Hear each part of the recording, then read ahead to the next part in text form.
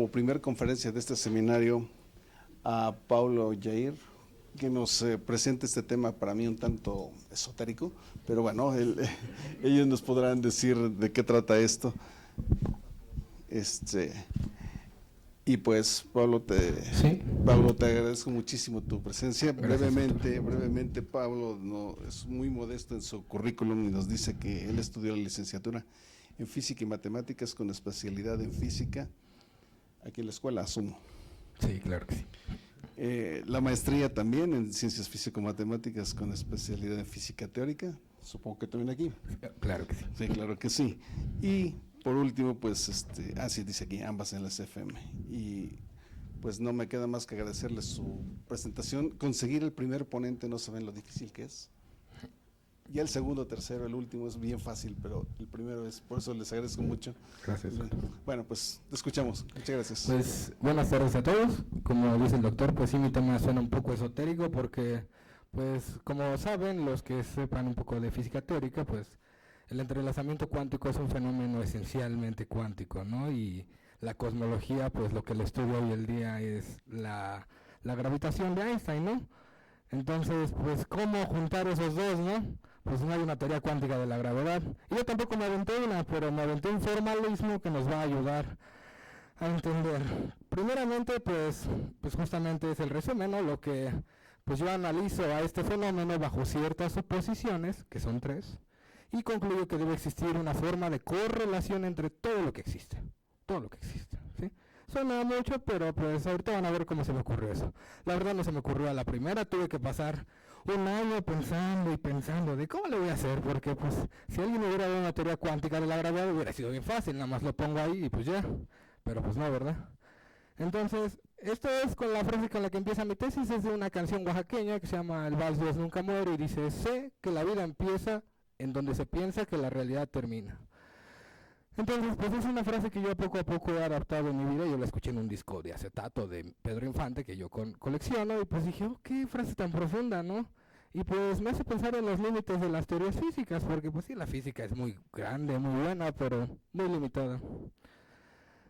Esta es una frase del Eclesiastés, de un libro de la Biblia que versa así, ¿no? Nada tiene sentido, ningún sentido en absoluto. Las generaciones van y vienen, pero la tierra nunca cambia. Los ríos desembocan en el mar, pero el mar nunca se llena. La historia no hace más que repetirse. Ya todo se hizo antes. No hay nada nuevo bajo el sol. Nada tiene sentido. Es como perseguir el viento. ¿Sí? Entonces esta es una frase muy profunda que esconde muchos secretos de la percepción de este rey, que muchos dicen de Salomón, era Coelet, pero el libro es muy bueno, se le recomiendo que quien pueda lo lea. Entonces yo parto con 5 preguntas. ¿Qué es ahora? ¿Alguien me puede decir qué es ahora? Pues no, ¿verdad? Yo tampoco. ¿Qué somos los humanos? Pues si nos vamos a las definiciones ya del ser, estar, pues no llegamos a nada tampoco. ¿Qué es el universo, no? El cosmos, pues lo mismo. ¿Cuán distinto seré de lo demás que existe? Aquí ya hay una asunción de que sabemos qué somos, ¿no? Y qué es lo demás, ¿no? Y entonces ya pregunto, pues qué tan distinto soy de lo demás. Y luego pregunto, ¿existe alguien que sepa con total certeza dónde termina su ser y comienza el afuera? Y pues no, lo más que pueden decir es con muchas cifras significativas, pero con certeza de 100, pues no. Entonces, pues yo empiezo con una pregunta del Resnick, del libro de Física 1 que todos llevaron, que dice: muchos investigadores muy profesionales aceptan la realidad de la percepción extrasensorial basándose en evidencias. Yo honestamente me considero un investigador muy profesional y tengo muchas evidencias como para aceptar también esta realidad. Suponiendo que este fenómeno sea efectivamente cierto, ¿qué magnitud o magnitudes físicas procuraría definir para describirlo en términos cuantitativos? Sí, es una pregunta del Resnick, la pregunta número 6 del capítulo 1 de la 5ª edición. Entonces, pues yo cuando la vi fue como de, ¿qué está diciendo? O sea, sí está aceptando que hay quienes dicen que la realidad va más allá de los sentidos. Entonces, pues yo creo que sí, honestamente. Entonces es mi primer postulado, básicamente, que existe algo que no vemos y que permea el universo. Si quieren llámenlo éter, como quieran. Yo le puse un nombre basado en la teoría que ocupé, Pero pues ese es mi primer postulado. El segundo es que va a existir una interpretación parcial, porque es muy parcial de la mecánica cuántica, que va a ser compatible en cierta medida con la relatividad. O sea, no estoy estudiando las funciones de onda a un nivel gravitacional, pero estoy dando una ecuación que relaciona lo elemental de ambos, las distribuciones de probabilidad y la geometría del espacio-tiempo. Y que obviamente voy a necesitar una restricción muy profunda en cómo pueden evolucionar las cosas. Entonces necesito una versión del principio antropocéntrico. Si no me lo quieren creer, está bien, pero pues para mí funciona, porque pues es aceptar o no aceptar las cosas, ¿no? En física siempre es acepto o no acepto. Y entonces vamos a ver un poco de historia, cómo lo hicieron, ¿no? Pues en principio nosotros éramos nómadas que veían la luna, las estrellas y decían, pues ¿cómo se mueve eso, no? Hasta le decían pájaro al sol. Entonces, en pos de entender, pues antes no podíamos replicar, solo veíamos. Entonces el fuego lo veíamos cuando un rayo le pegaba a un árbol y lo incendiaba y ya había fuego. Pero pues ¿qué era el fuego, no? Que calentaba medio parecido al sol. Entonces pues lo aprendieron a recrear, ¿no? Vieron que tallando cosas aventaba chispas y pues podías quemar leña seca. Entonces pues lo aprendieron a replicar también, que ya hoy en día existen muchos fenómenos físicos, experimentos que involucran al fuego como pues, un elemento esencial. Es como el tubo de Rubens, pues para quien lo sepa, pues el tubo de Rubens pues es una manipulación de las ondas sonoras y se visualiza a través del fuego, del gas que se quema. Entonces, pues pareciera que hemos avanzado mucho, ¿no? Que tenemos básicamente todo el conocimiento. Pues miren, hoy en día están viendo esto y pues aquí no hay nada, ¿no? Pero pues la verdad es que sí hay algo, hay un buen de flashazos en la pantalla que sus ojos no alcanzan a reconocer que son flashazos, parece una imagen perpetua, pero a veces es un engaño. Entonces pues uno dice, bueno, la física si no le alcanza por predecir las cosas más difíciles como los temblores, erupciones, tornados, tsunamis, pues como que algo le falta, ¿no? Porque finalmente las cosas suceden, pero pues ¿qué le falta? Pues lo que yo creo que le falta es un cambio de perspectiva matemática e ideológica. Entonces, ¿en qué me baso? Pues en la naturaleza. Ve a un zorro cazar y digo, pues ¿cómo le hace, no? Finalmente atrapa su comida y lo que hace, pues yo no veo que esté calculando la segunda ley de Newton a mano, ¿no? Tal vez lo puede hacer en su ser, pero ¿cómo le hace? Esa es mi pregunta. ¿Qué sus impulsos electromagnéticos, cómo le hacen? Porque pues es lo mismo cuando uno da un paso mal dado, cuando uno carga una caja que creía que estaba muy pesada, hiciste un fallo de cálculo. Pero, ¿cómo y en dónde sucede eso? Entonces, pues lo mismo me pregunto con un deporte, pues este es uno de mis héroes del tenis, Rafael Nadal. Él hace eso en un problema con restricciones, que es una cancha finita. Él se juega un partido de tenis donde tiene que usar pues toda la mecánica clásica muy rápido y muy eficientemente para hacer lo que es, ¿no? Que es un campeón muy enorme del tenis. Entonces, ¿cómo le hace? Y pues no, nadie sabe cómo le hace. Yo digo, mi idea es de que nosotros existe un mecanismo natural que sabe acoplarse a las leyes que nos rodean y sabe replicarlas de una manera muy efectiva, como cuando uno maneja. Pues aquí lo que se está calculando es aceleración, desaceleración, cómo pues, te avienta el carro cuando lo frenas de tal o cual manera y cuando mueves las llantas de tal o cual forma, ¿no? Entonces, pues pareciera que somos maquinitas, ¿no? Pareciera que hay algunos otros que le hace como la computadora, ¿no? Y pues sí, ¿no? Pues es el cerebro, es nuestra unidad de procesamiento. Pero ¿qué hace? Pues yo no soy neurólogo, así que no me pregunten. Lo que sí es que debe hacer algo que sea muy parecido a la realidad como sucede, a como lo hacen los animales, a como lo hace toda la naturaleza en pos de existir. Entonces, pues evidentemente no somos tan buenos como las computadoras, porque pues, las computadoras se descomponen, nosotros nos morimos, ¿no? Y es ese, pues, fin de la vida lo que nos hace reflexionar en qué es la vida, ¿no? ¿Qué somos y qué hacemos con ella? Entonces, pues me llegan estas dos preguntas de, bueno, ¿puedo hablar, entender o representar aquello que permanece ajeno a mi experiencia? ¿Dónde reside esa información? Entonces, pues como primer ejemplo de que hay un mundo más allá de los sueños, pues el efecto Aharonov-Bohm. Para quien no lo sepa, pues en el efecto de doble rendija de la mecánica cuántica, pues es el que muestra la naturaleza ondulatoria de la materia, ¿no? Aquí tienes una fuente que avienta avienta aún más electrones y pues pasan por una por otra rendija. En el efecto sin el solenoide, pues lo que vamos a ver es un patrón de interferencia, ¿no? Ya si medimos aquí, pues vamos a ver un patrón de materia, o sea, solo dos líneas acá, como si fueran pelotitas de tenis.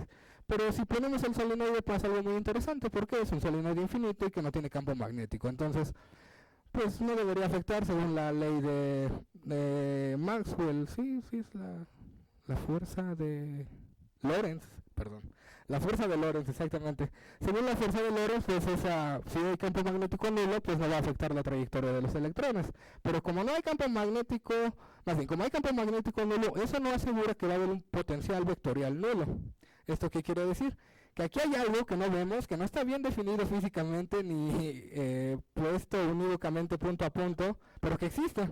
Y que vía la ecuación de Schrödinger modifica lo que vamos a ver en la pantalla.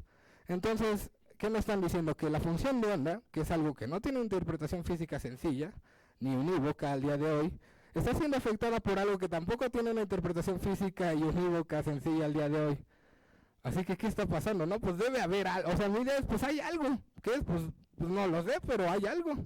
Entonces, no estoy diciendo que la Tierra esté sostenida sobre elefantes y esté sobre tortugas, porque eso puede parecer. Lo que estoy diciendo es que, ¿cómo sabemos que nuestros sentidos no son fiables, no? ¿Cómo sabemos que tenemos todos los mecanismos para percibir la totalidad de experiencias que provee el cosmos, no? La ciencia que hemos basado, que hemos heredado, se basa en la experiencia.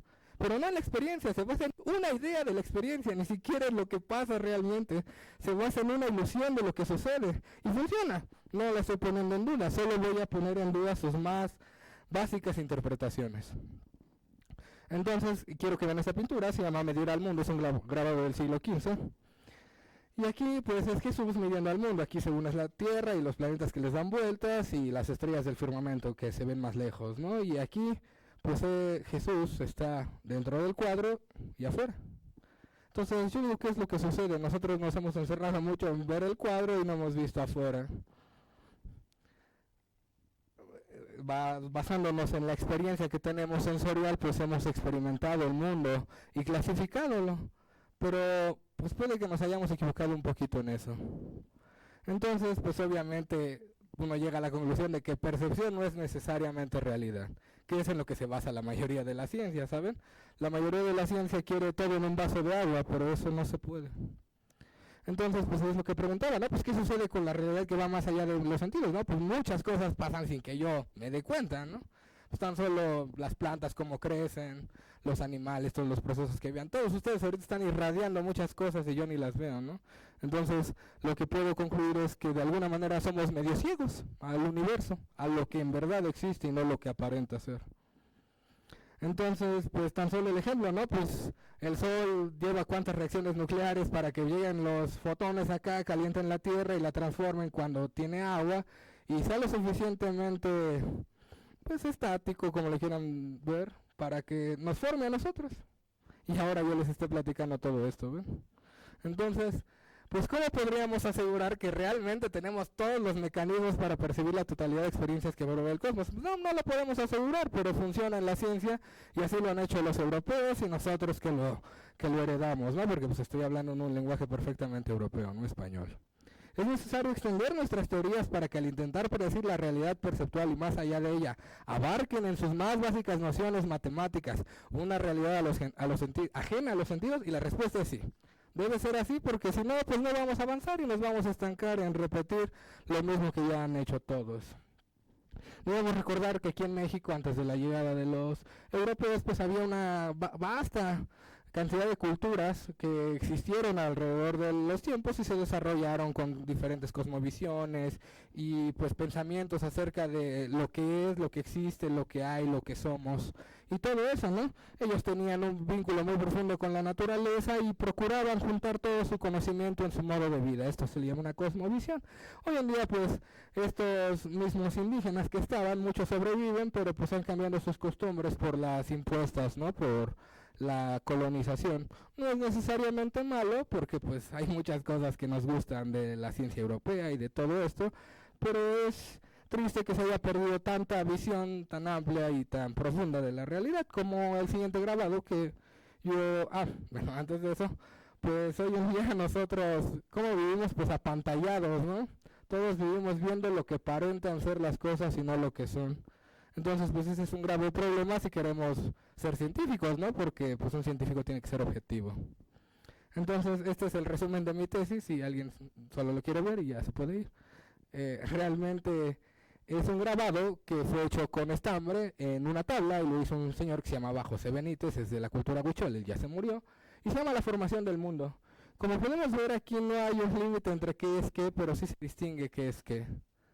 Qué curioso, ¿no? No hay una distinción clara, pero sí alcanzo a distinguir qué es qué. Entonces yo lo mismo propongo con las teorías físicas, con la percepción de la realidad y con todo lo que hemos denominado ciencia. Entonces pues ahora sí ya empieza mi tesis. Pues primero tenemos que entender qué es el entrelazamiento cuántico, luego la cosmología y pues ya luego voy a juntarlas con lo que yo me aventé de la teoría de la información. Entonces, pues lo más básico que queremos saber de algo es cómo se mueve, ¿no? Así de simple, ¿no? Y puse este dibujito porque representa, yo creo, el avance de la ciencia, ¿no? Primero lo describías de una manera, luego más fino y luego más fino, ¿no? Ya luego le vas a poner carne, músculos y sentimientos a ese dibujo. Pero de mientras, pues es una breve descripción de lo que hay, ¿no? Y pues ya lo hicieron estos grandes señores, el padre de la física, Sir Isaac Newton, otro gran físico matemático, Joseph Louis Lagrange, y pues, Sir William Rowan Hamilton, que fueron los que formalizaron la mecánica de Newton usando mucho cálculo. Entonces Newton, que nos dice, pues usa vectores y pues, la segunda ley de Newton, fuerza igual a masa por aceleración si la masa se conserva, ¿no? Entonces, pues parece fácil, ¿no? Pues siempre funciona Newton, no, pues no funciona, ¿no? ¿Por qué? Porque hay sistemas muy difíciles de resolver. Entonces, pues, uno puede, como primera aproximación, bueno, pues calculas el trabajo, realizado por una fuerza externa, por esa masa constante, y pues obtienes la energía cinética, ¿no? Nuevamente, si el campo de fuerzas es conservativo, es decir, una integral en una trayectoria cerrada es cero, pues lo que te va a dar es una condición de cálculo 4, que para los que vieron cálculo, análisis matemático de varias variables, que pues te puedes escribir este campo de fuerzas en términos de una función escalar, ¿no? En particular de su gradiente. Entonces, con eso, pues calculamos la energía potencial, ¿no? Y pues ya tenemos el teorema de la conservación de la energía, ¿no? Entonces, pues llega Lagrange y dice, mira, en lugar de sumarlas, réstalas. Y si las restas y ocupas principios variacionales, vas a obtener este conjunto de ecuaciones que te va a dar lo mismo que Newton, ¿no?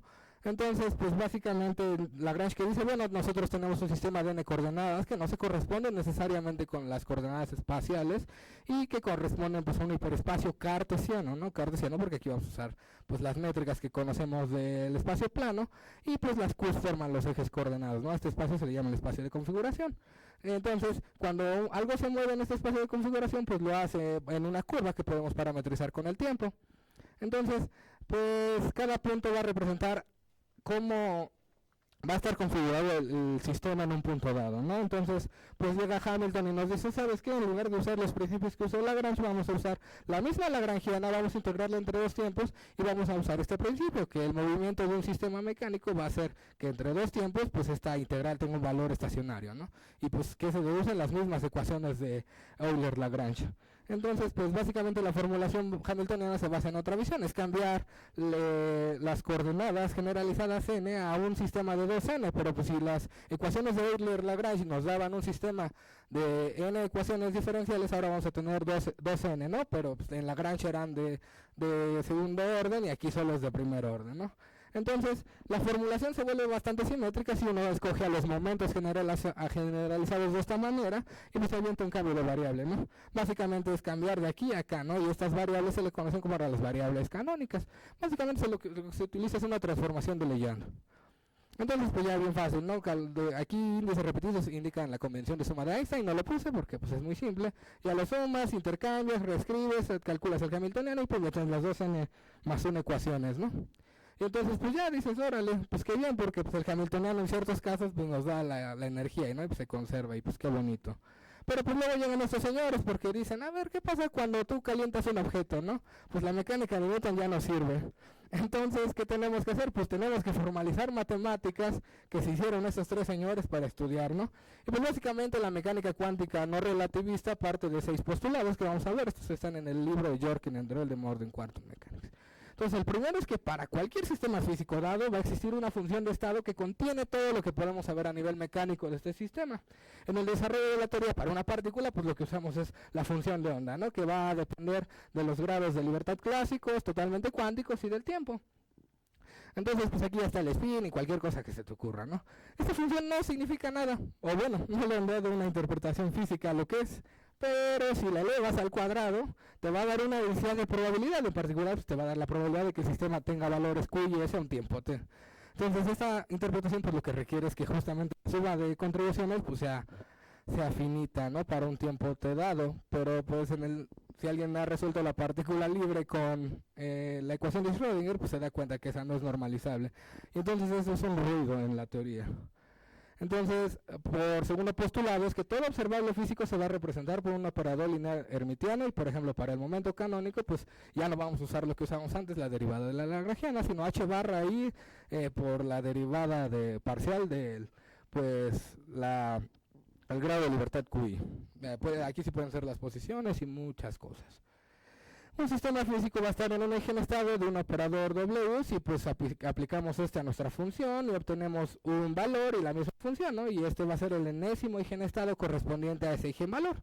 Para un operador hermitiano, pues estos valores van a ser reales, y en la representación de coordenadas vamos a tener de esta manera, ¿no? En la función de onda nos van a dar, vamos a aplicar los operadores y nos van a dar eigenvalores. Entonces, una función de onda arbitraria siempre se va a poder expandir en términos de un conjunto normal completo de funciones, ¿no? De un conjunto de operadores que conmutan, obviamente. Con lo que podemos escribir a la función de onda pues como una suma, ¿no? De todas estas eigenfunciones, y vamos a tener el postulado de ortonormalidad, ¿no? Que la suma de esta integral pues nos dé la delta, ¿no? Y justamente estos coeficientes pues al cuadrado van a ser la probabilidad de que el sistema se encuentre en el enésimo eigenestado. ¿Sí? Nosotros cuando miramos un sistema físico lo que vamos a obtener va a ser algún eigenvalor. Entonces, en particular para un sistema descrito por una función de onda de esta manera, con los operadores de esta manera y sus eigenvalores, cuando nosotros miramos observable, vamos a poder encontrar este eigenvalor con una probabilidad a n al cuadrado, el módulo al cuadrado, porque pueden ser complejos estos valores. El promedio de tener muchas mediciones, pues va, en sistemas preparados científicamente, pues va a ser esta suma, no es un promedio estadístico, es obvio. Entonces, ¿qué nos dice? Pues ya no vas a usar Lagrange, ni Hamilton, ni Newton, que son lo mismo, vas a usar la ecuación de Schrödinger, ¿no? Donde pues, el hamiltoniano va a ser un operador lineal hermitiano, que sí se va a poder construir a partir del hamiltoniano clásico, pero pues ya es una interpretación más complicada que representa este hamiltoniano y todo lo que vive en estos espacios complejos. Entonces, pues vamos a ver el ejemplo más simple del entrelazamiento, que va a ser dos electrones de spin 0. No, como sabemos, podemos construir el operador de spin total. Aquí es un producto entre espacios, son las unidades del otro espacio respectivamente. Y pues justamente vamos a tener ciertas relaciones de conmutación, ¿no? Entre los espacios diferentes de spin, pues van a conmutar, ¿no? Eso es obvio, pero pues entre sí mismos no, que es lo que se ejemplifica aquí, aquí y aquí, ¿no? Y pues los eigenvalores de spin los vamos a denotar como sigue. Todo esto está en el libro de Sakurai de Modern Quantum Mechanics, si lo quieren revisar más despacio.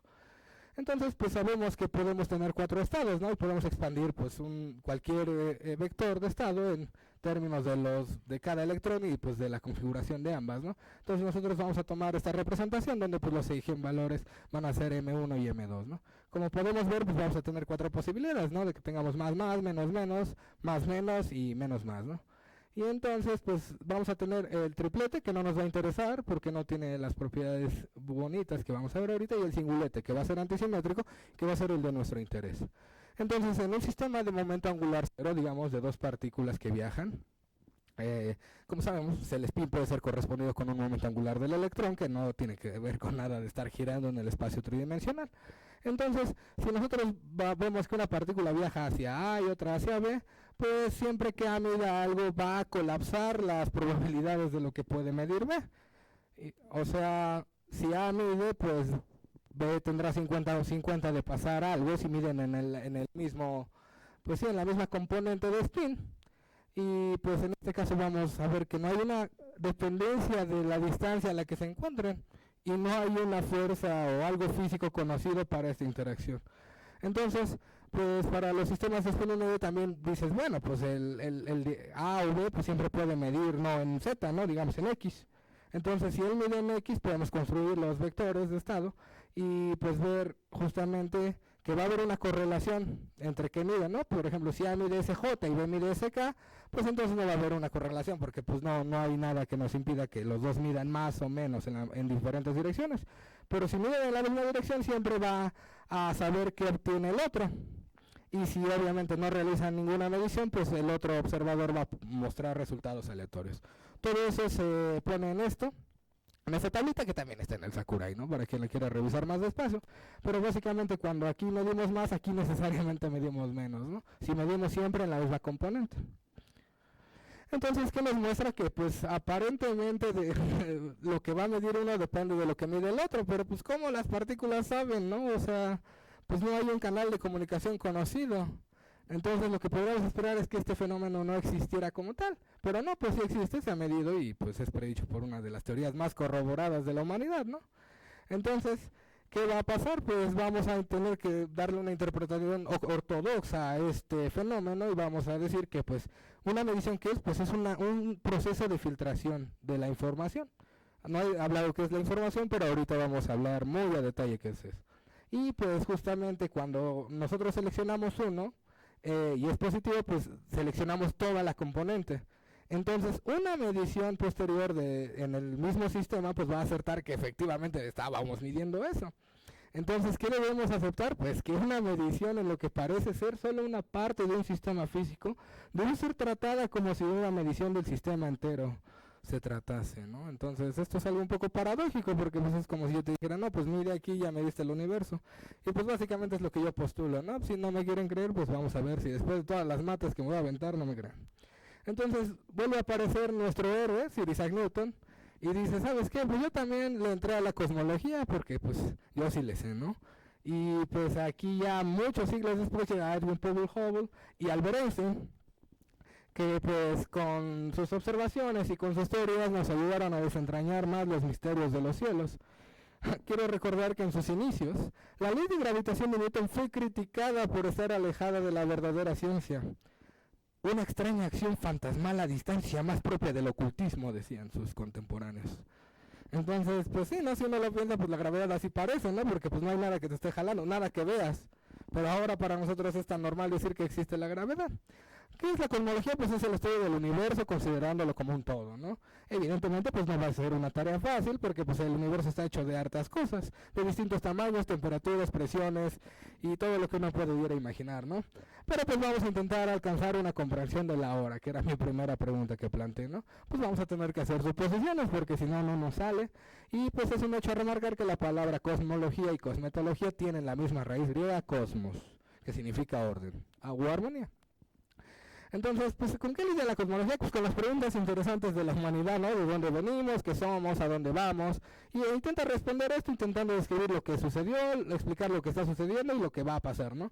De qué está hecho el universo, es espacialmente finito, infinito. Tuvo un inicio, tendrá un final.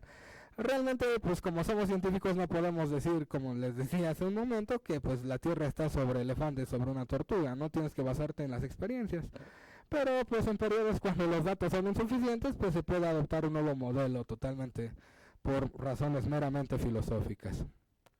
Entonces, pues el modelo estándar es que el Big Bang, ¿no? Que todo comenzó con algo que no sabemos qué es, que le llamamos singularidad y que a partir de ahí todo existe como está, ¿no? Y pues sí tiene ciertas predicciones, ¿no? Como la radiación cósmica de fondo y otras observaciones, pero pues nada tan interesante como para saber el principio. Entonces, para poder estudiar necesitamos el principio cosmológico, que es pues que en grandes escalas el universo es homogéneo e isótropo. Isótropo significa que no existe una dirección preferente en el universo, pues uno va a ver si lo mismo se apunta para allá o para allá, ¿no? Y homogéneo es que tampoco hay puntos preferentes, ¿no? Yo veo lo mismo si me paro aquí o si me paro allá.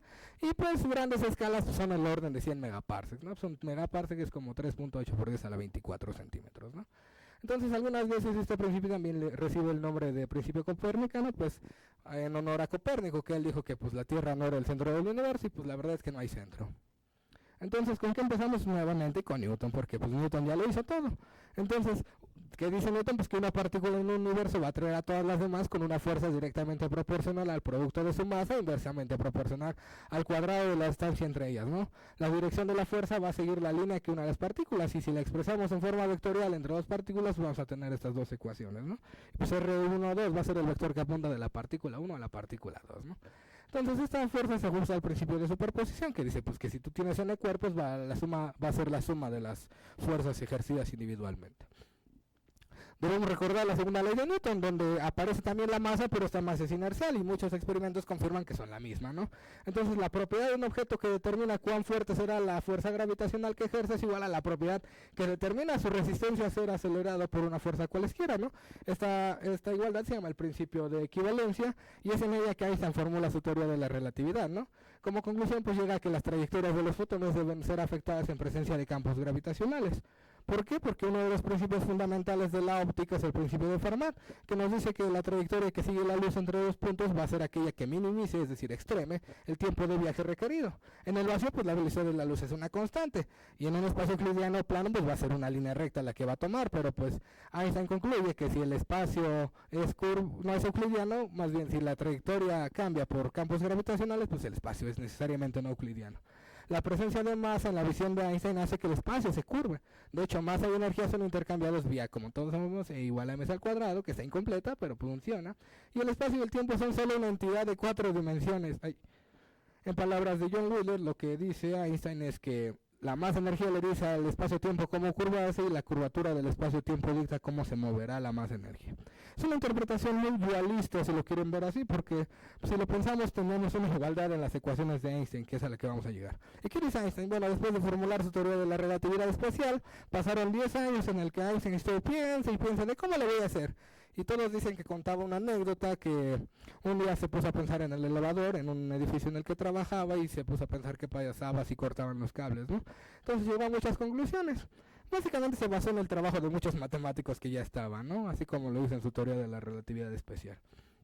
Entonces lo que nos dice es que el espacio es un espacio de Riemann, de 4 dimensiones, el espacio-tiempo, y va a estar definido por esta métrica, y la curvatura de esta métrica se va a deber al campo gravitacional, y que en cada punto de este espacio va a admitir un espacio tangente que es el espacio-tiempo de Minkowski de la relatividad especial, y se reduce a este espacio una ausencia de gravedad. Una partícula en caída libre se mueve a lo largo de una geodésica en ese espacio riemanniano. La trayectoria de la luz en particular va a ser una geodésica de largo nulo, y este va a ser el punto fino para lo que yo hice, porque pues justamente de entender diferencias de tiempo y de espacio fue que pude meter la métrica en las ecuaciones que voy a presentar más adelante. Y pues como segundo postulado es que todas las leyes de la física son covariantes frente a transformaciones generales de coordenadas en este espacio riemanniano. Entonces, pues en Newton nosotros tenemos que resolver la ecuación de Poisson, ¿no?, para el potencial gravitacional, pero pues en Einstein lo generaliza a través del tensor de energía-momento y pues de su tensor de Einstein, ¿no? Ya, obviamente estas tienen que recaer en Newton cuando el campo gravitacional es débil, es un ejercicio de relatividad que todos debieron haber hecho. Y pues obviamente el tensor de Einstein pues está relacionado con el tensor de Ricci, ¿no? Y pues la constante cosmológica que pues Einstein dijo que era su mayor error, pero pues yo la veo muy bien ahí.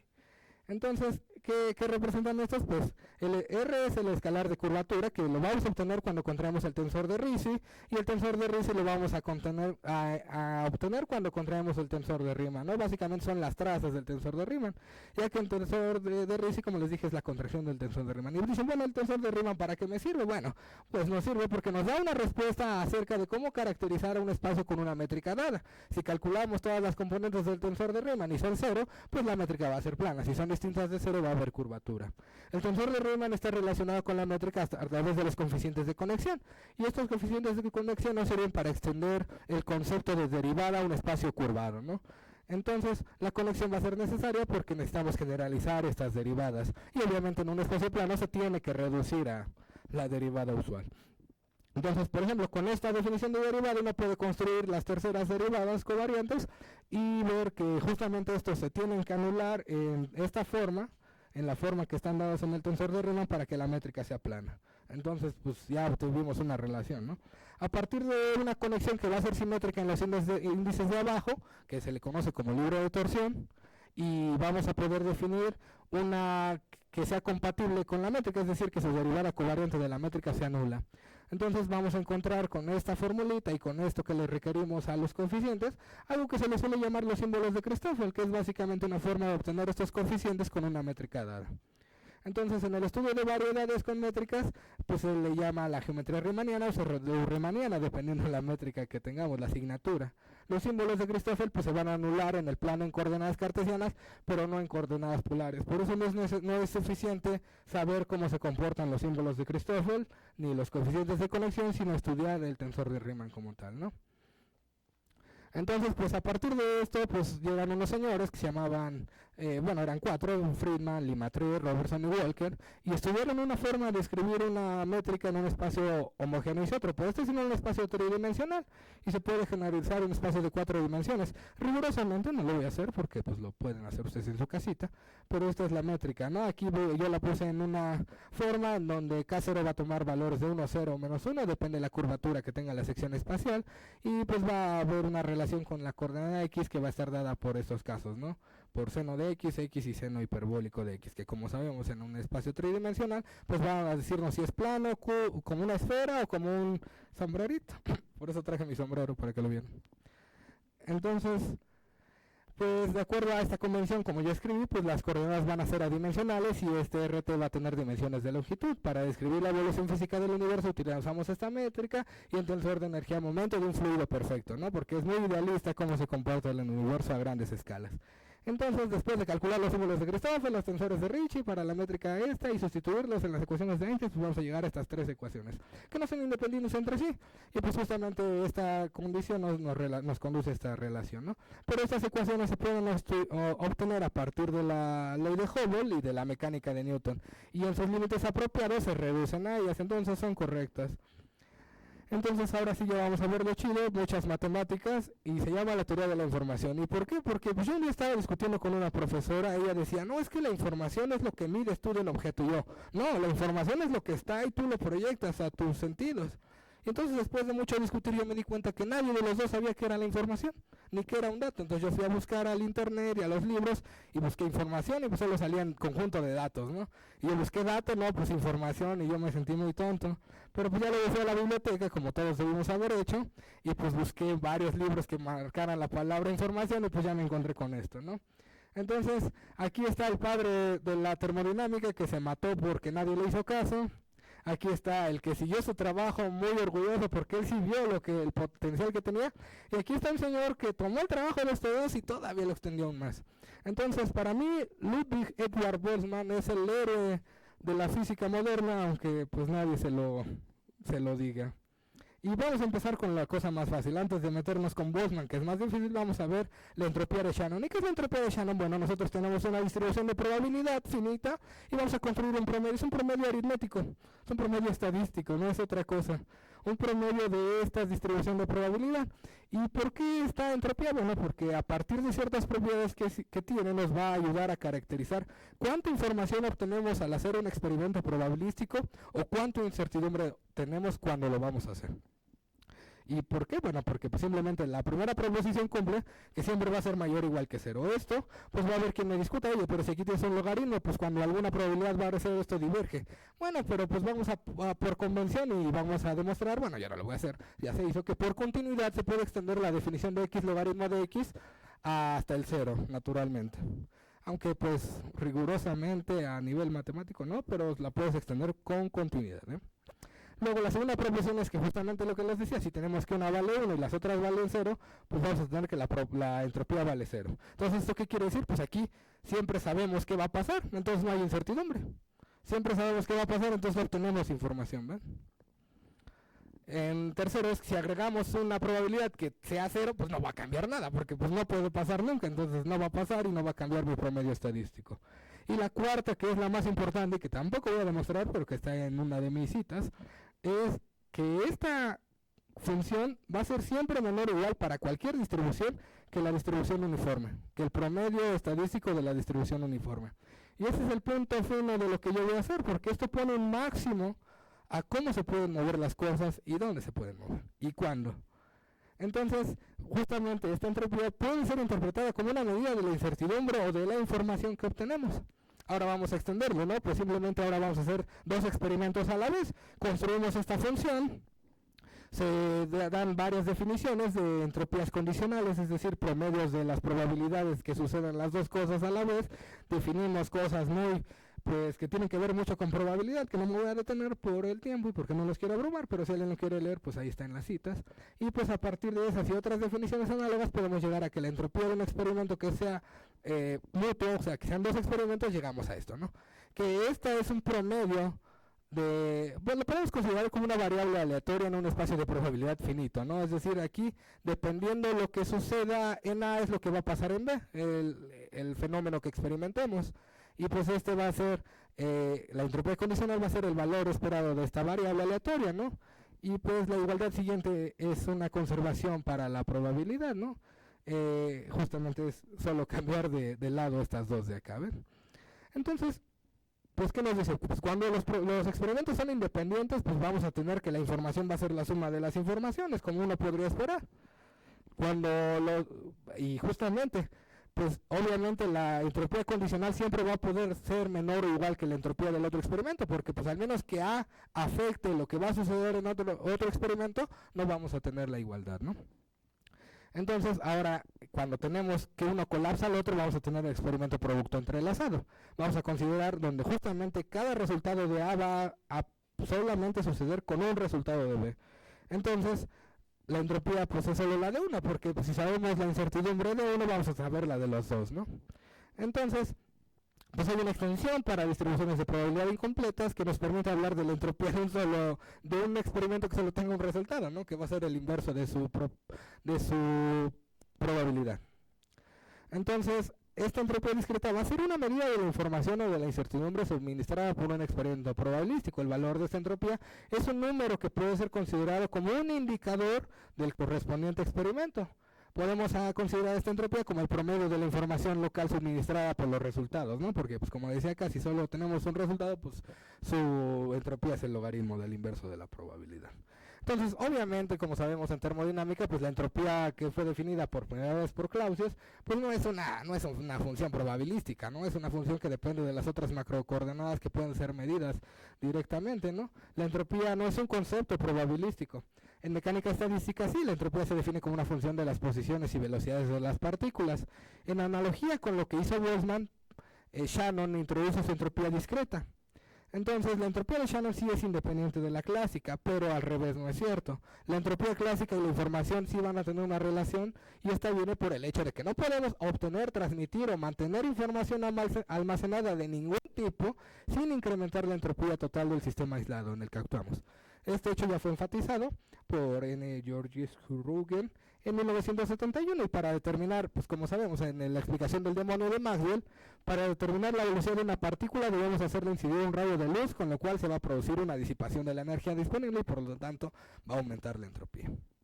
Entonces, pues si uno considera, dices, bueno, entonces la entropía discreta, pues es muy simple extenderla a la entropía continua, y pues no es cierto, porque la integral de Boltzmann, que funciona muy bien en la física estadística, no cumple las 8 proposiciones que vimos anteriormente. Entonces, ¿por qué no es el límite cuando la entropía de Shannon tiende a infinito? Bueno, porque si sabemos el máximo de la entropía de Shannon siempre es logaritmo de n para un experimento que tenga n resultados, y la entropía de Boltzmann, si aquí ponemos la densidad de probabilidad discreta continua en un intervalo AB, pues lo que vamos a obtener es logaritmo de b menos a, que nada tiene que ver con logaritmo de n. Entonces, pues esta no es esta cuando tiene infinito, ¿no? Entonces, pues a unos señores dijeron, bueno, pues la podemos analizar de otra manera. Entonces sí, lo que hacen es comparar diferentes medidas de probabilidad y encuentran una interpretación, que tampoco me voy a aventar porque eso pues está muy largo. Entonces, básicamente, después de lo que ellos hicieron, sí podemos interpretar ambas entropías de una manera. Tanto en el caso continuo, la entropía de Boltzmann, como en el caso discreto, la de Shannon, las vamos a poder interpretar como una variación de información cuando pasamos de una distribución uniforme inicial hacia una correspondiente medida de probabilidad, ¿sí?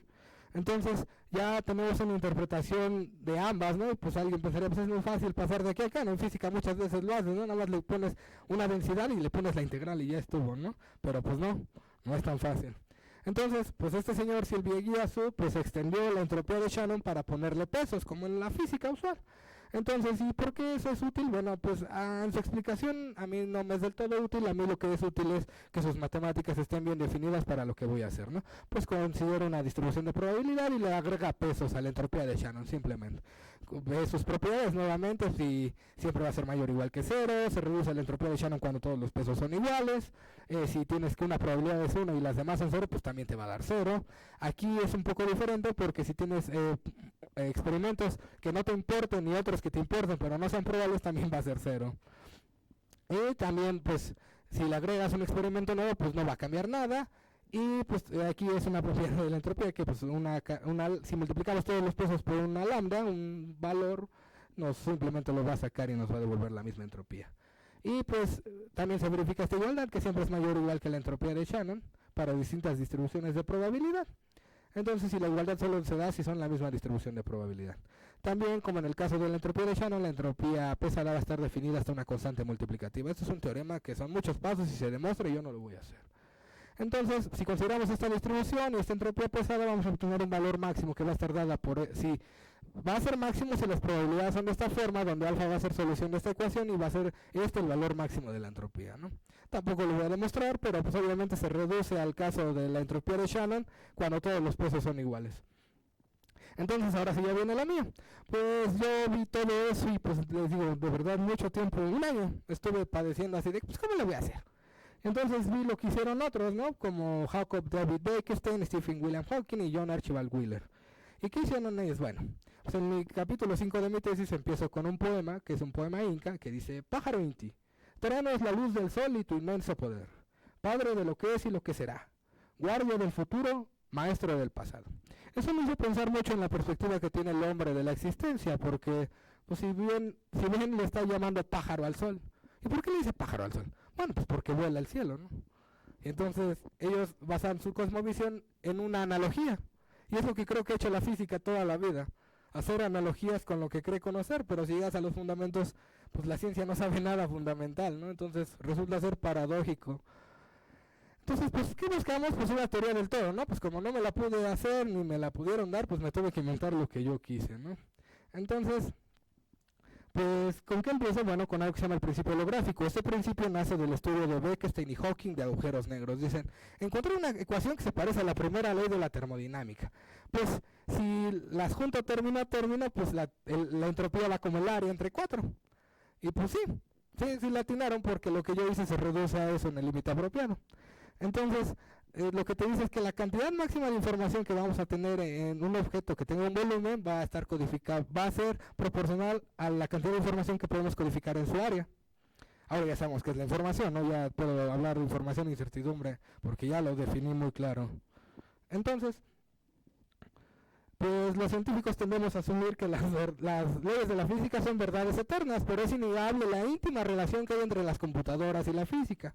Si pudiéramos ver a la naturaleza como un proceso computacional, la forma de las leyes físicas podría modelarse como restricciones sobre aquello que puede ser computado. Podemos enfrentarnos a la pregunta si el universo tuviera una capacidad límite de cómputo.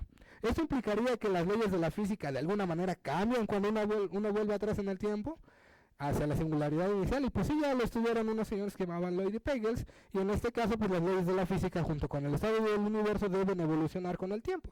Las leyes de alguna manera emergen con el Big Bang y gradualmente devienen en su forma inherente al tiempo. Tal afirmación pues tiene como principal exponente a John Wheeler, ¿no?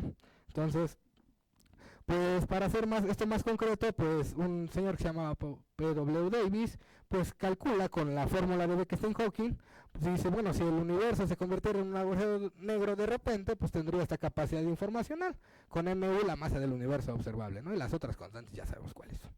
Entonces, en la época actual, pues esta información iría como del orden de 10 a la 120. Pero si tenemos el tiempo de Planck, aquí es menos, se me olvidó corregirlo y ya lo tenía mal desde la otra vez. Entonces aquí es menos, que son tiempos de Planck es como del orden de 10 a la menos 43 segundos. Si le ponemos aquí, pues esta fórmula se va a 1 y que nos dice pues que va a poner el límite y que efectivamente a escalas del tiempo de Planck la computación del universo cesa, es decir, las operaciones matemáticas asociadas con las leyes de la física no pueden ser implementadas del todo. Esto quiere decir que las leyes de la física son útiles en escalas mucho mayores que el tiempo de Planck, y pues no sé si sí o si no hay quien me quiera decir, pues estaré muy atento a sus comentarios. Entonces, Jacob Bekenstein posteriormente encuentra esta fórmula que también pone un límite a cómo vamos a poder tener la información en un volumen. Entonces, pues aquí aparece la constante de Boltzmann, el radio de una esfera que encierra el sistema, y la masa, energía contenida, la constante de Planck y la velocidad de la luz, ¿no? Entonces, pues yo investigué y unos científicos coreanos y unos japoneses ya habían extendido esto de Beckstein y de Hawking, pero no lo suficiente. Ellos solo toman la que se llama la entropía de von Neumann, que es una cuantización de la entropía de la física estadística, y con el principio holográfico pues lo igualan con un cálculo del área bajo una métrica, ¿no? Se basan mucho en la de Maldacena, que se llamaba la correspondencia anti-de Sitter con formal field theory, y pues llegan a este resultado, ¿no? Pero pues yo dije, como que nada más lo pegan, ¿no?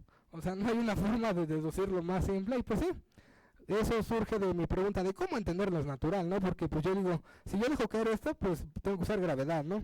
Y si lo caliento, pues mecánica cuántica. Y si lo caliento mientras lo dejo caer, pues ya no supe. No, pues no, ¿verdad? Suena muy lento eso. Y entonces, pues la mayoría de la ciencia, como digo, se basa en la experiencia, en una idea de la experiencia más bien que en la experiencia per se. Lo que debemos es, en principio, intentar acercarnos más a estudiar la experiencia en lugar de solo la idea de la misma. Claro que esto va a estar limitado por los rudimentarios sentidos que tenemos, pero va a ser posible. Yo lo pienso como cuando alguien juega un deporte, como fútbol. Pues un amigo me dijo, pues no lo pienso, no me pongo a hacer cuentas, lo siento y lo hago, ¿no? Y yo no, pues eso suena bien fácil, pero ¿qué sucede dentro de tú, no? Entonces otro amigo me dijo, ¿sabes? Nosotros hacemos cálculos con la capacidad que le sobra al cerebro, después de llevar a cabo todos los procesos para que existamos. Entonces eso me puso a pensar que pues, hacemos física con lo mínimo que tenemos y no con lo que tenemos realmente. Como decía un profesor, deberíamos hacer física como andamos en bicicleta, ¿no? Cuando andas en bicicleta no lo piensas, todo tu cuerpo sabe andar.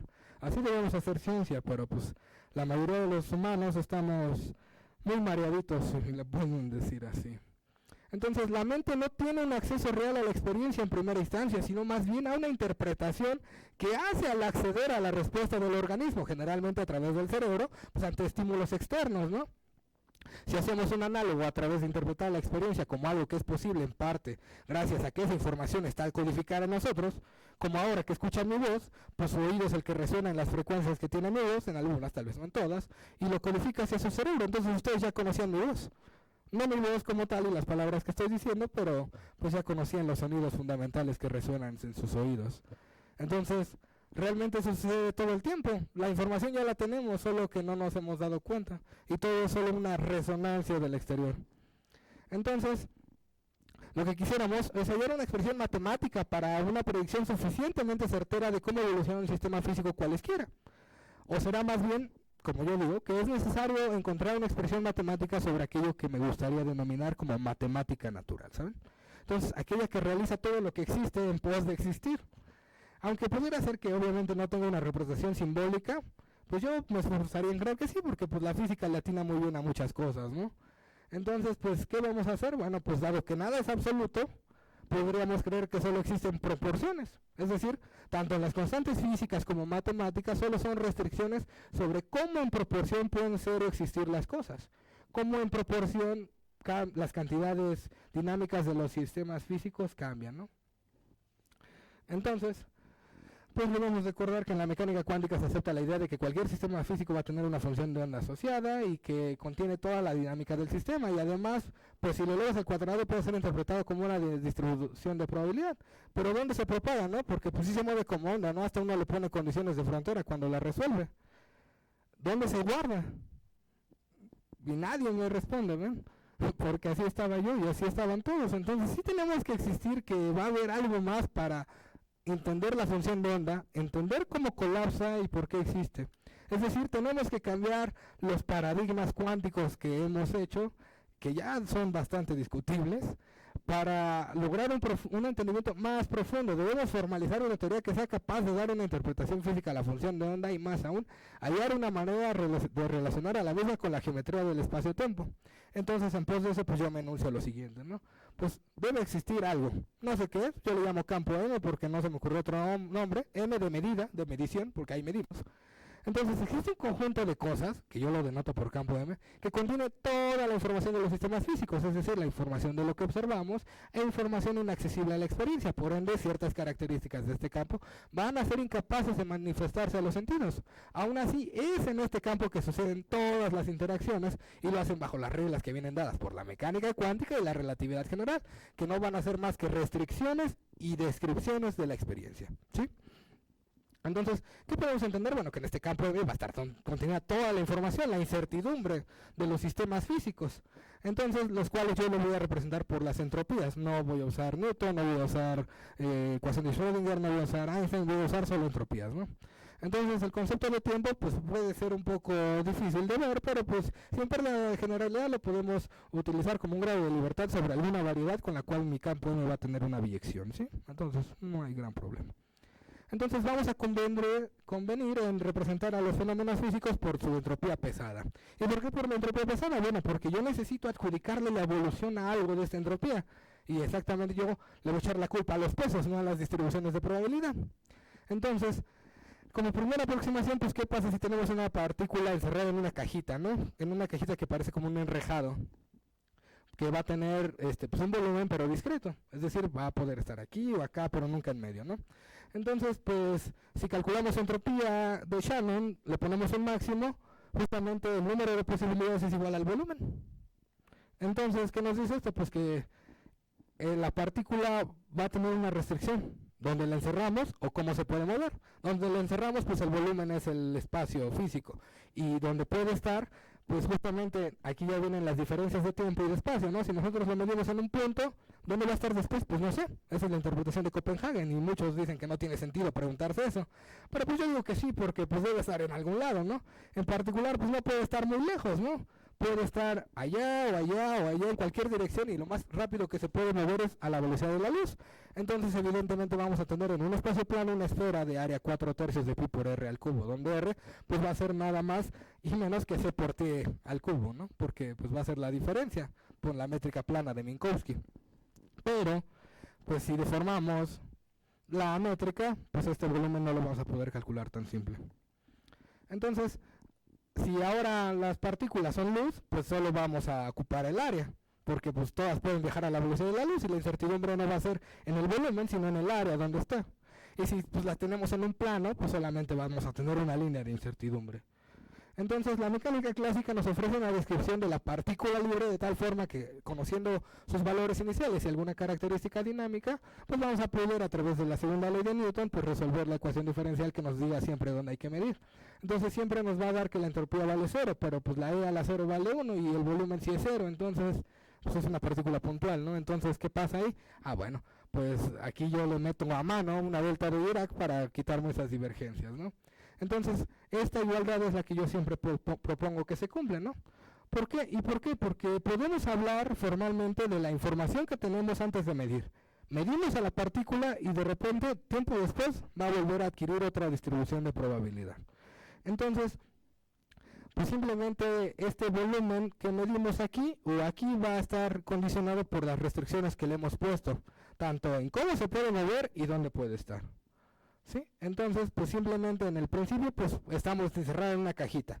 Ya vimos dónde está, y luego no sabemos dónde está, pero sabemos que debe ser proporcional en el espacio plano a 4/3 de pi por r al cubo, ¿no? O c por t al cubo, donde t es el tiempo entre que medimos donde la vimos y donde la volvimos a buscar. Entonces, pues si esto es en un espacio euclidiano, pues vamos a tener las vecindades, ¿no? Que son conjuntos abiertos en ARN, ¿no? En la topología. Entonces, pues como sabemos, si las partículas tienen masa, ninguna puede llevarse a la velocidad de la luz y siempre vamos a tener estos puntos menores que igual que c por t. Entonces, pues aquí es una esquemita muy simple, ¿no? Aquí vemos a la partícula y después puede estar en todo este volumen, en un espacio euclidiano. Si el espacio se deforma, obviamente, para calcular ese volumen debemos usar la métrica del espacio deformado. Entonces, para medir una característica de un sistema físico, lo que hacemos es interactuar con el mismo. De manera que, aunque clásicamente medir no implica alterar el sistema físico, sí cambia su estado informacional. Al medir, colapsamos las posibles distribuciones de probabilidad en una donde la certeza de que esté donde lo estamos viendo pues es total, por lo que no hay incertidumbre. Siempre que interactuamos con un sistema físico afectamos la distribución de probabilidad de este. En el caso de la partícula libre no podemos obtener información dinámica sin interactuar con ella, es decir, pues que deje de ser libre. Entonces, modificando así su distribución de probabilidad, quedando el sistema realmente a estudiar el de la partícula cuasi libre, ¿no? Cualquier interacción es una modificación de los pesos y o la distribución de probabilidad del sistema. El estudiar esta modificación en el caso del entrelazamiento cuántico es lo que nos interesa. Entonces aquí como que ya se ve por qué me aventé lo del campo M, ¿no? Porque necesitaba achacarle a algo que existe, esta interacción y este colapso de las entropías de los distintos sistemas físicos que se están midiendo. Entonces para esto pues yo propongo que el espacio y el tiempo no son continuos como nos han hecho creer, es un engaño. O sea, son discretos pero son tan chiquitos que no nos damos cuenta. Podemos pensar en la física estadística donde uno usa integrales y diferenciales, pero realmente no son diferenciales en el sentido matemático de la palabra. Son pseudo diferenciales. Entonces, lo mismo es en nuestro caso, las cosas son tan chiquitas que no nos damos cuenta, pero no quiere decir que sean continuas.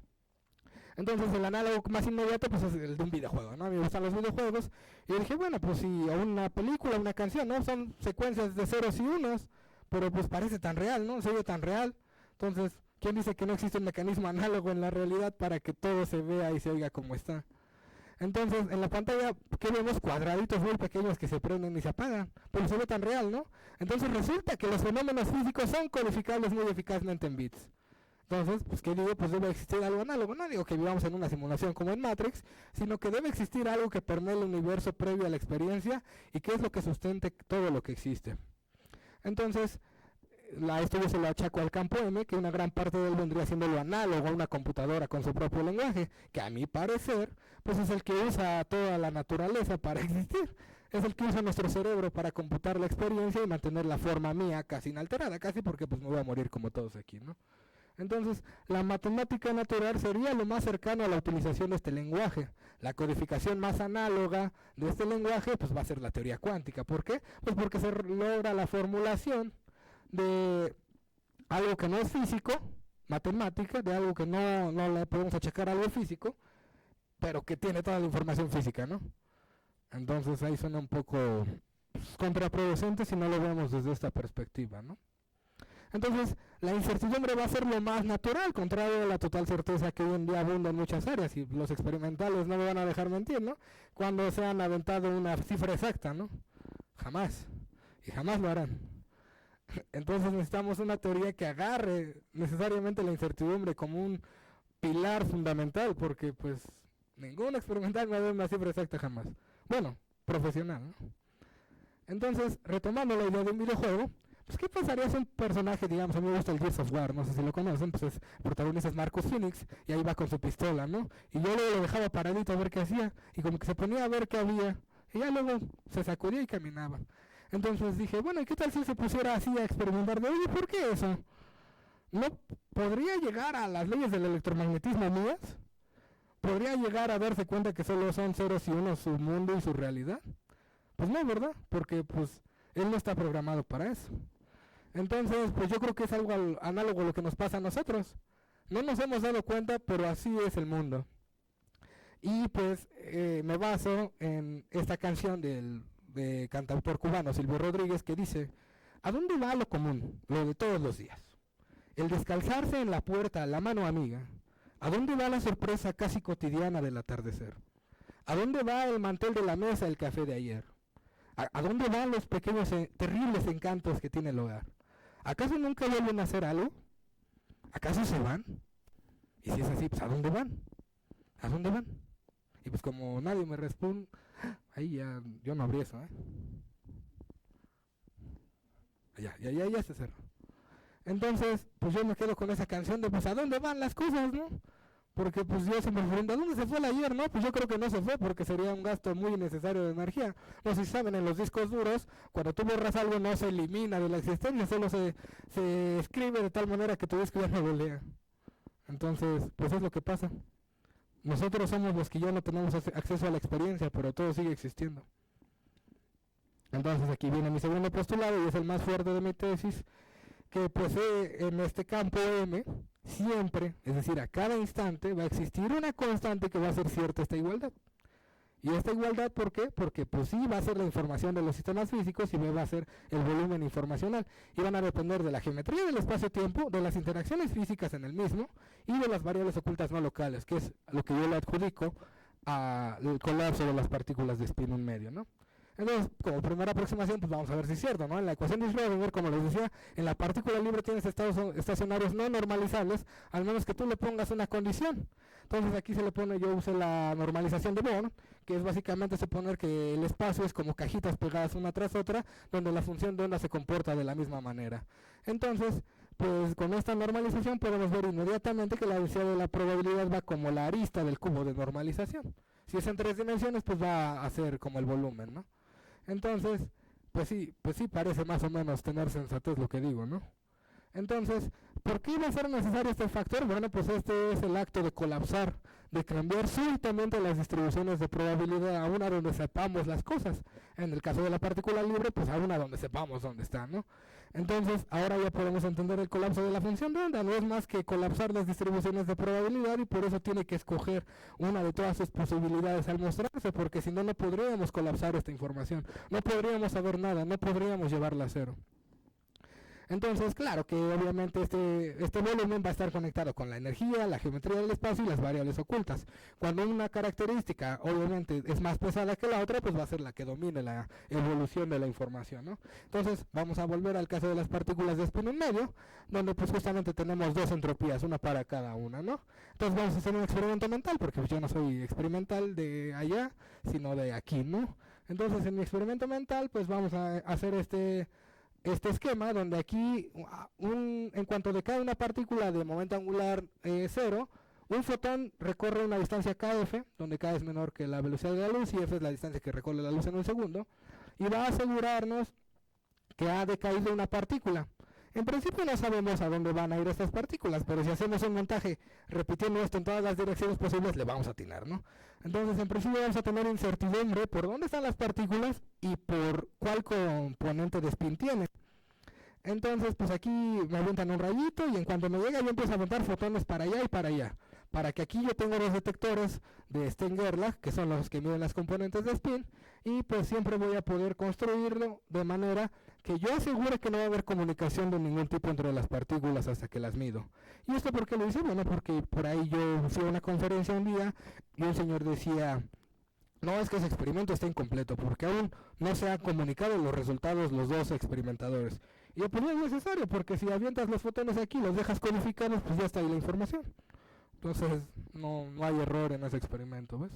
Entonces pues yo construyo de una manera, siempre pidiéndole que sea posible esto y para cualquier velocidad de la luz, y pues me sale una condición inherente a mi esquema experimental, que la K siempre tiene que medir menor que 3/5, ¿no? Tiene que valer menor que 3/5. Y que si la partícula viaja muy lento, pues voy a tener que agregarle un tiempo de extra de espera entre que vi que se fue y pues que llega. Y pues por eso tengo que aventar más fotones, ¿no? Entonces vamos a tener la entropía de cada una del espacio y la entropía de spin.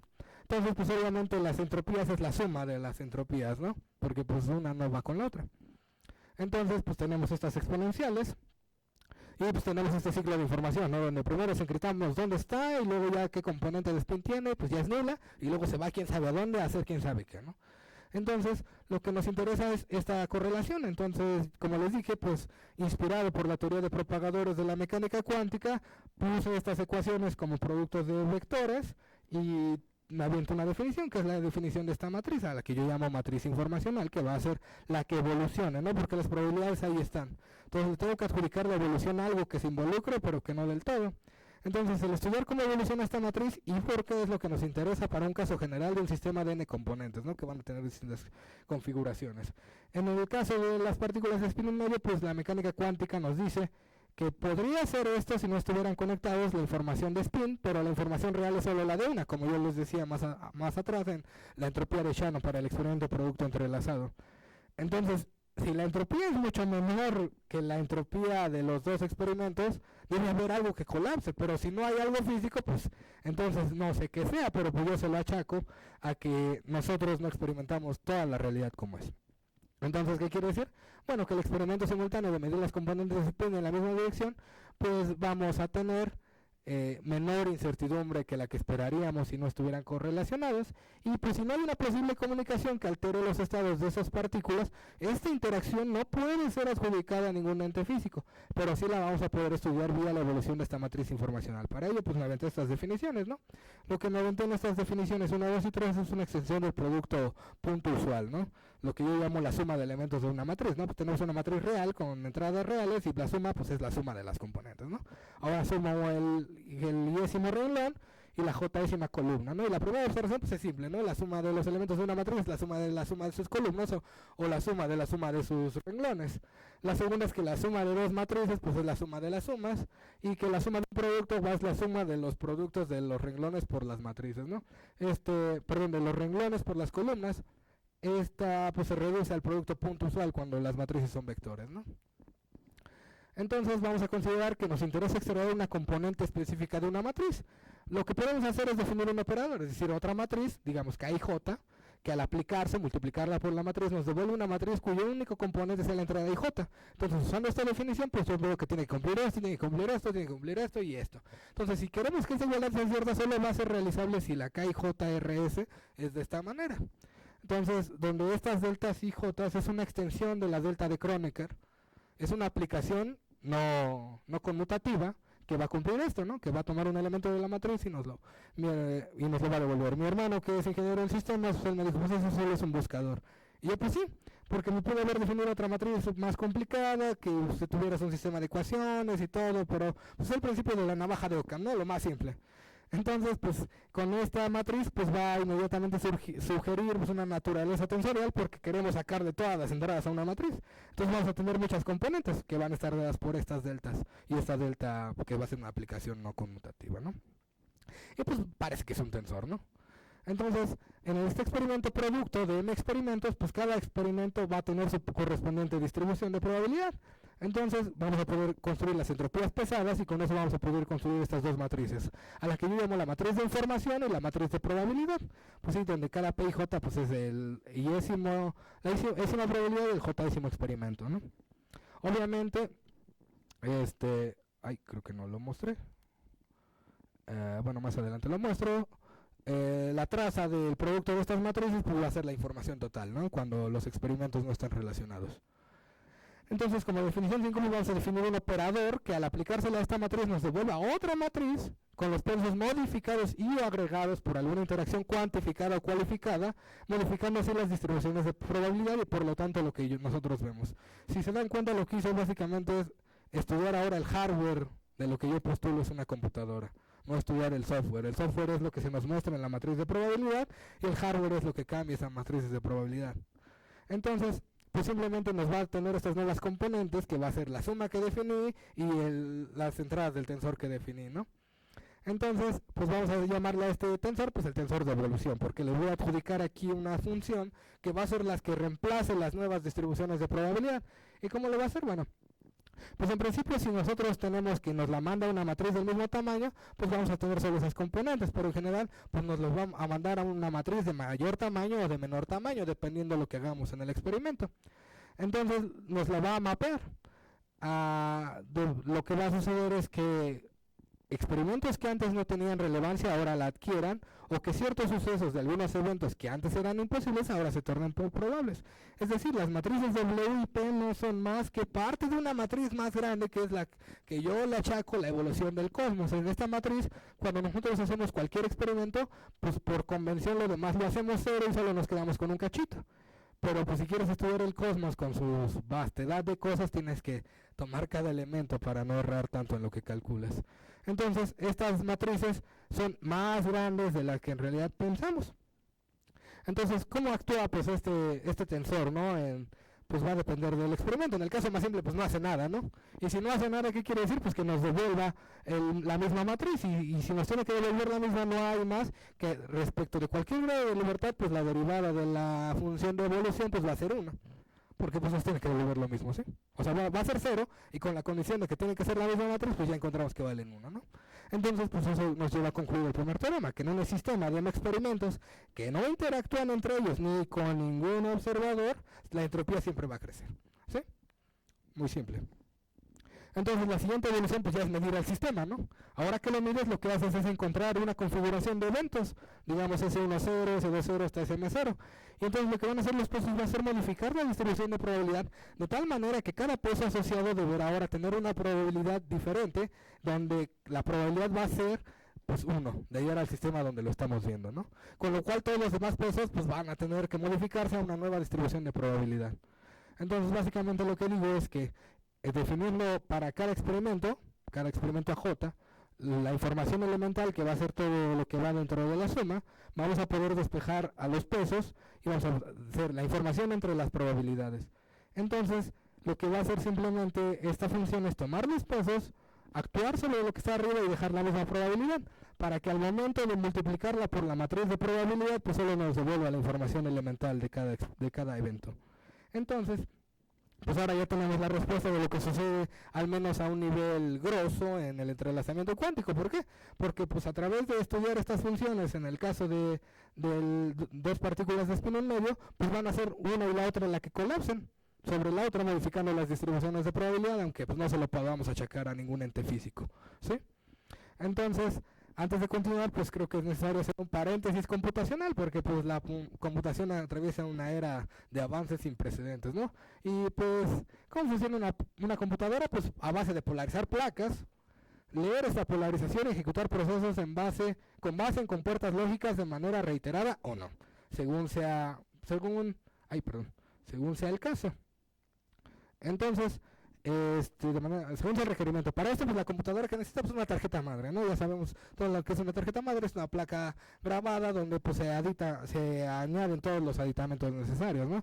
Que van a ser la tarjeta gráfica, la memoria RAM, el procesador, el disco duro y la BIOS, ¿no? Para todos los que sepan cómo funciona una computadora, pues son esos los componentes esenciales, ¿no? Entonces, si bien la definición de información que nosotros hemos utilizado no es aplicable a las computadoras, la de las computadoras sí va a ser aplicable al universo. ¿Por qué? Bueno, porque como sabemos, la definición de las computadoras de información pues nada tiene que ver con probabilidad, se basa en pues una secuencia bien definida de bits, que son ceros y unos, placas polarizadas o no. Bueno...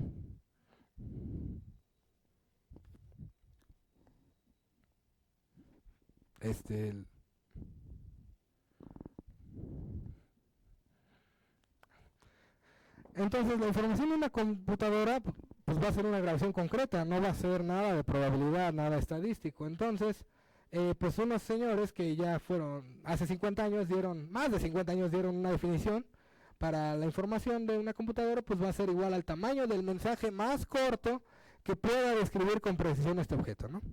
Para hacer más general esta descripción, pues se considera que existe algo que se llama la máquina universal de Turing, que es una computadora universal genérica, que es usualmente considerada como la receptora de este mensaje. Y el tamaño de este mensaje va a ser igual a la longitud en número de bits del programa más corto que pueda generar una descripción suficientemente detallada del objeto en cuestión. Entonces, pues aquí es donde entra mi principio antropocéntrico, porque, pues, ¿qué nos puede constar a nosotros? Pues yo creo que nada más que existimos, ¿no? A lo más, ya. Y eso comparándonos, porque por ejemplo en la partícula libre yo le asigné cierta entropía, pero pues un profe me dijo, oye, y pues la partícula en su sistema, pues está segura que es ella, ¿no? Y yo, pues sí, pero no, porque para estar segura de que es ella tiene que compararse con alguien más. Si no, ¿cómo sabría? Entonces así somos nosotros, ¿ven? Entonces pues tuve que aventarme una definición y un postulado, que es la definición 8, vamos a decir que un conjunto finito de operadores de evolución con un mu natural va a ser un proceso. Si dada una matriz W inicial, se puede construir este conjunto ordenado cuyas matrices y posiciones sean únicas para llegar a una matriz ya dada. Es decir, si siempre es posible hallar un conjunto que cumpla que después de aplicárselo mucho una matriz inicial y ordenadamente nos va a devolver una matriz dada final. Y entonces dices, bueno, ¿cuál es tu matriz inicial? Pues el Big Bang. ¿Y cuál es la matriz final? Pues ahorita, justo ahora. Entonces, a partir de asegurar que, bueno, definir un proceso de esta manera y postular que el proceso más elemental del cual tenemos certeza es que el universo se ocupa de computar, generar, crear, dar existencia, como le quieran decir, a un subsistema que sea capaz de dar una descripción suficientemente detallada del mismo y del universo. ¿Y ese sistema, quiénes somos? Pues nosotros. Entonces, pues ya con eso llego a mi segundo teorema, que concluyo que la evolución de las probabilidades de cualquier subsistema va a depender de la evolución de todo, ¿no? Y esta relación, ¿dónde se va a dar? En el campo M, que aunque a primera vista no es perceptible, existe. Al menos para mí, mis 3 postulados que me aventé, ¿no? Entonces la demostración empieza pues, suponiendo que existe la matriz iniciando en el Big Bang, y como vamos a tener una evolución temporal al menos, pues a cada instante le aplicamos una nueva matriz, y como tenemos ya la matriz final donde nosotros tenemos certeza de ser nosotros, pues no hay de otra que nada evolucione totalmente azaroso. Pero ¿cómo se da esto? Bueno, pues justamente debemos considerar que el universo tiene mu cosas, ¿no? No sé cuántas, pero mu. Y que podemos construir las respectivas matrices, omega y p, que son las matrices de información y de probabilidad, y pues en general la información total de los experimentos va a ser menor o igual. La igualdad solo se va a dar si los experimentos son independientes. Entonces en general vamos a tener una expresión de esta forma, donde vamos a tener un experimento que va a ser como el preferencial, y la suma de lo que hay de él en los demás, o de los demás en él, ¿no? Entonces, si por ejemplo un experimento contiene toda la incertidumbre, pues solo basta medir. Ahí sí solo bastaría medir aquí para colapsar el universo, pero eso no nos consta. Lo que sí nos consta es que podemos construir toda la información del universo a partir de estudiar el espacio-tiempo, las interacciones que se dan en el mismo, lo que yo llamo el campo M y la distribución de energía y masa que existe. Entonces, si ahí así construimos nosotros esta ecuación, y pues si las ecuaciones de Einstein nos relacionan el espacio-tiempo con la energía-masa, pues a medida alguna vamos a tener menos incertidumbre.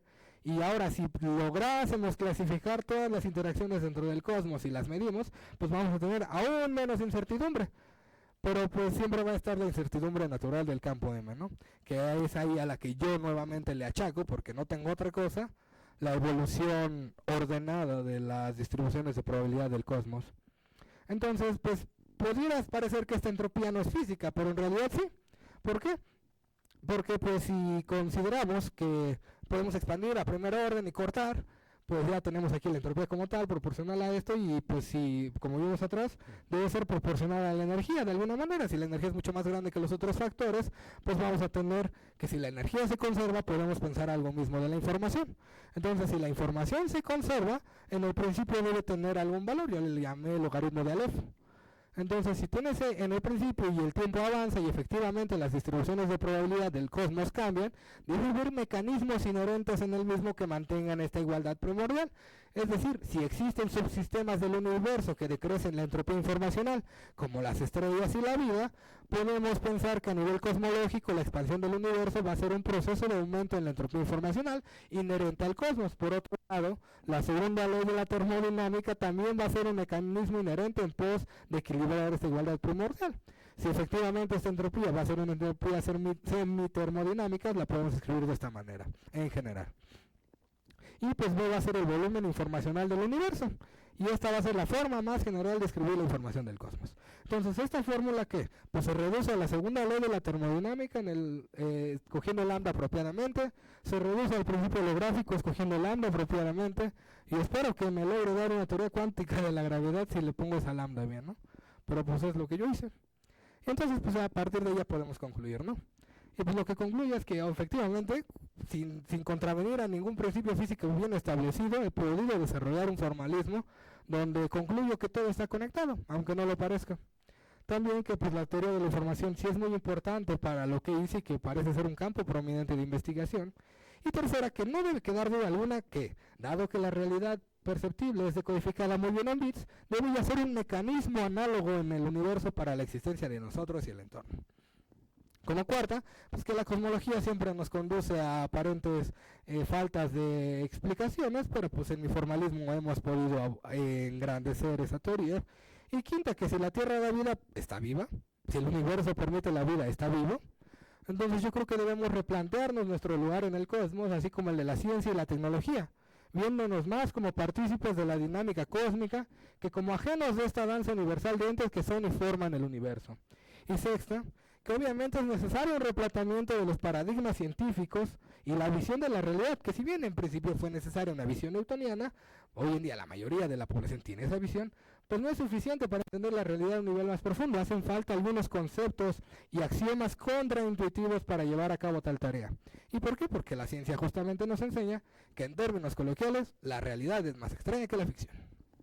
Y me despido con una frase de Salvador Dalí que dice así: algún día se tendrá que admitir oficialmente que lo que hemos bautizado como realidad es una ilusión mayor que el mundo de los sueños. Gracias.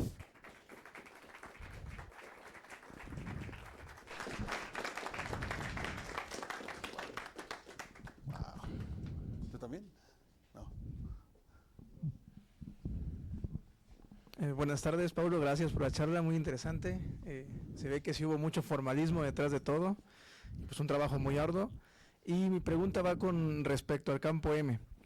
Este campo M, si tomamos como el punto de partida nuestro universo como la singularidad del Big Bang, el campo M se crea a partir de esta singularidad y de ser así también evoluciona, es decir, se expande junto con el universo, se enfría, se calienta.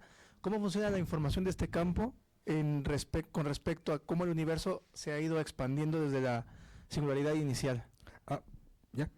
Pues mira, yo lo que postulo básicamente es que el campo M es como el hardware y el universo, con todo lo que mencionas, el Big Bang, la expansión, es el software. Entonces el hardware no cambia, el software sí. Eso es lo que postulo. Ok, entonces en ese sentido, en el campo M podría haber múltiples singularidades que evolucionen de la manera en la que evoluciona la nuestra propia. No sé si podrías adjudicarle los mismos conceptos que se utilizan en el software al hardware, ¿ves? Es un poco problemático, pero supongo que debe haber cambios inherentes, porque pues el universo cambia, pero no los he estudiado a profundidad, ni tengo un formalismo, ni una idea de cómo deban ser. Como si, por ejemplo, le cambiaras el sistema operativo a un hardware, ¿no? Sí, exactamente. Las cosas serían distintas en uno que en otro. Ajá, y pero se el hardware es el ejecutarían mismo. los comandos diferentes, pero si te das cuenta, la computadora sigue siendo el mismo aparato ahí, ¿no? Pero es una interpretación un tanto tajante y pues qué buena pregunta, no se me había ocurrido. Disculpa por no poder darte. No, estuvo muy bien. Muchas gracias. En una de las diapositivas finales de entrelazamiento cuántico, mencionas que las leyes de la física se pueden modelar como restricciones sobre los fenómenos computables. Si viéramos al cosmos como una computadora, podríamos intentar modelar las leyes de la física como restricciones sobre lo que puede ser computado. Si estás intentando a lo que yo entiendo, esa es la parte medular sobre la que se inspira tu trabajo. Ajá, pues justamente si lo notas aquí en esta igualdad, está más atrás. Cuando expliqué lo de dónde las restricciones que le ponemos a un sistema físico, como dónde puede estar y cómo se puede mover, eso es lo que cambiaría. Porque como la métrica, por ejemplo, del universo, la métrica de Lemaitre, Friedman, Robertson, Walker, se expande, el espacio se expande, pues va a cambiar tu información. Entonces, sí es una restricción natural inherente al espacio, ¿ves? Ok, es que, recientemente he visto mucho ese enfoque de intentar explicar las cosas desde un punto de vista de lo computable, sobre todo por el estancamiento en el que ha caído la física teórica. Y a mí lo que me llama mucho la atención es que en todos estos trabajos se emplean las matemáticas usuales, que son las que nacen de la teoría de conjuntos de Zermelo-Franck, del axioma de elección, sobre todo el axioma de la hipótesis del continuo, y los axiomas de Peano, pero bueno, esos como quiera. Y ¿cómo decirlo? Sabemos que estas matemáticas usuales inevitablemente llevan a paradojas irresolubles como la de Banach-Tarski. Bueno, entonces, mi pregunta es, ¿no te parece que usar estas matemáticas usuales te va a llevar inevitablemente desde contradicciones hasta cosas que ya no tengan ningún sentido? Porque para eso es que se nacieron justamente las matemáticas constructivistas, para poder hacer una teoría de lo que es computable. Que en sentido estricto estas matemáticas constructivistas serían un subconjunto propio relativamente pequeño de las matemáticas usuales que usamos. Entonces, a mí me parece que no solo por ese trabajo, sino por lo que yo he visto, que debería de optarse por usar las matemáticas constructivistas para usar estos enfoques en teorías que pretenden versar sobre fenómenos computables. Pero bueno, ¿tú qué opinas sobre esto? Pues justamente lo que estás diciendo es también mi punto de vista. Las matemáticas que usé son un primer intento de formalizar lo que dices, pero pues como no puedo inventar mejores matemáticas, usé las que tuve. No, pues ya están las matemáticas constructivistas. Sí, pero pues como pudiste ver, me tardé bastante en la teoría de la información, que son cosas que aquí no enseñan, teoría de la medida y todo eso. Entonces pues mi respuesta fue que no me dio tiempo para hacer lo que dices. Ok, Pero ahora espero tenerlo.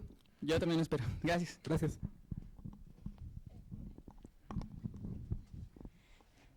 Buenas tardes. Excelente plática, me gustó muchísimo, muy interesante. Gracias.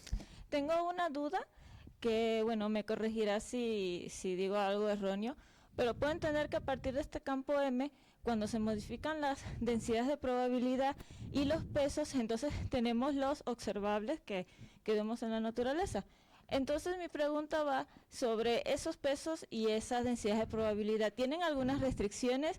¿Tienen alguna, no sé, por ejemplo, esos pesos pueden cambiar según lo que observemos o no? O sea, ¿hay alguna idea, alguna teorización de cómo pueden ser esas densidades de probabilidades y pesos para que den lo que observamos o para que den otros resultados que quizás no tenemos la capacidad de observar, por ejemplo? Gracias. Sí, en primera instancia yo pensaría que esos pesos sí van a tener restricciones. Aquí no lo estudié ni lo trabajé, pero las restricciones ¿por qué vienen dadas? Por el Hamiltoniano. Finalmente lo que el propagador en las evoluciones temporales de los sistemas físicos a nivel mecánico cuántico es el Hamiltoniano. Si desplazas algo, lo que tienes que usar es el momento lineal, y si lo giras es el momento angular cuántico, ¿no? Entonces yo creo que esas tres cosas van a ser las que van a poner las restricciones sobre cómo pueden evolucionar los sistemas físicos, pero sí necesitamos no solo restringirnos a ellas, sino como en el caso de spin en medio de las partículas, pues como no hay un Hamiltoniano que lo explique, así que diga, no, pues es por esta energía, por esta fuerza.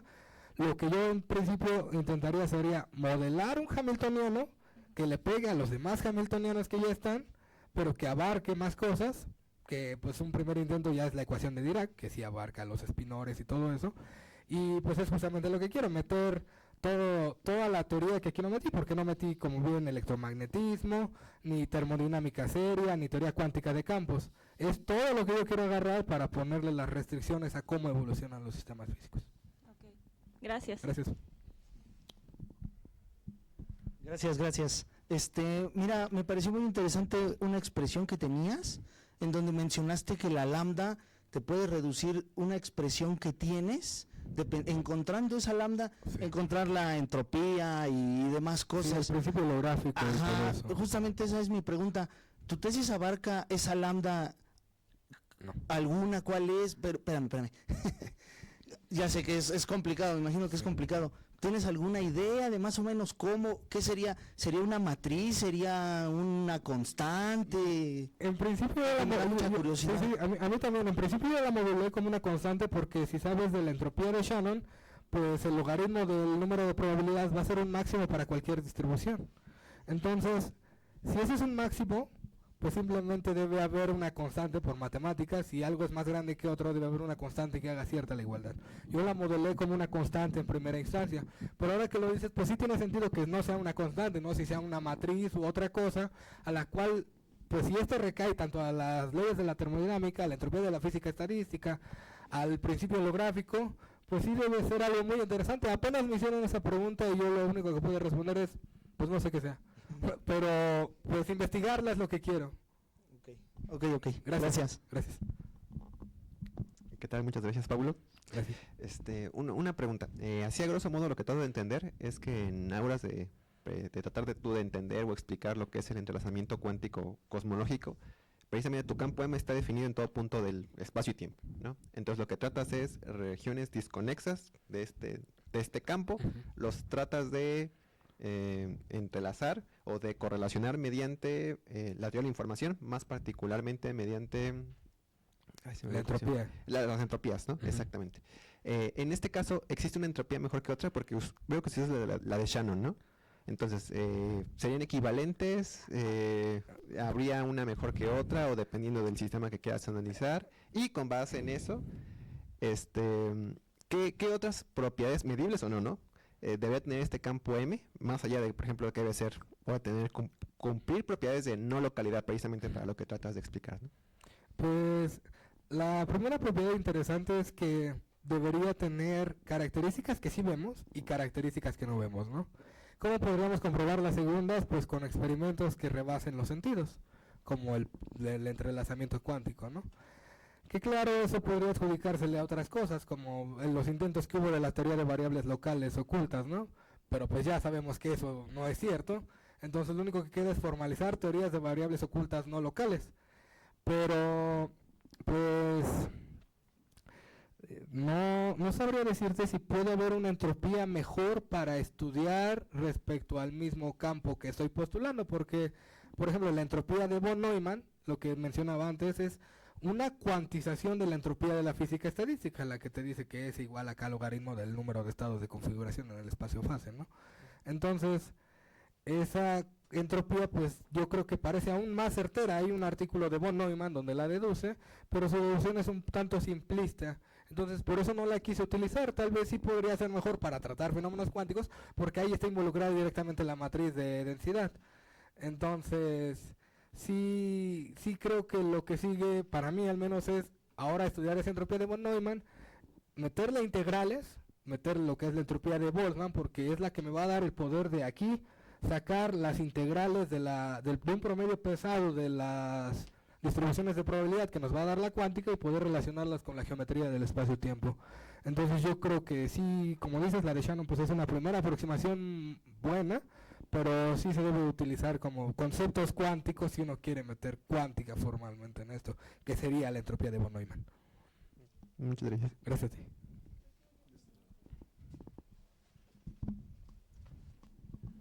Si quieres, ¿alguien más?